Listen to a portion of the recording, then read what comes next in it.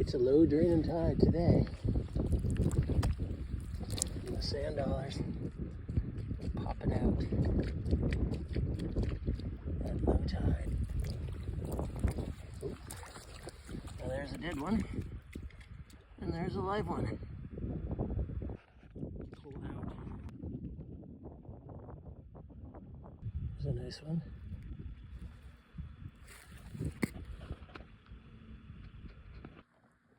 Hey, it's Tidepool Tim. I just picked a number of live sand dollars. Now, sand dollar is in the same family as the starfish, the cucumbers, most specifically the sea urchins. Everyone knows an urchin has lots of spines, but these sand dollars have little tiny spines. You can see them sort of all moving. And on the top part of the dollar, there's smaller spines, and then on the edge, these longer ones. Big tides right now, full moon, and it's a good time to get down to the lower intertidal and pick some of these subtidal species. There's the bottom. Notice there's more spines on the bottom, all moving.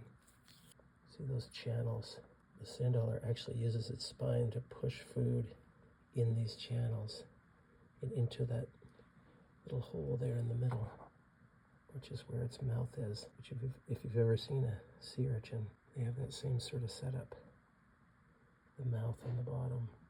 You can see this green pigmentation, and even my fingers are all green from handling the sand dollars. In fact, the salt water that I put in the bucket with them turned to this beautiful green color. It's a superfood. It's got to be like pure plankton that just drains out of them.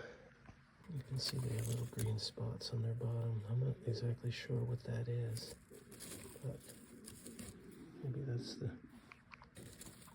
how they're consolidating their food.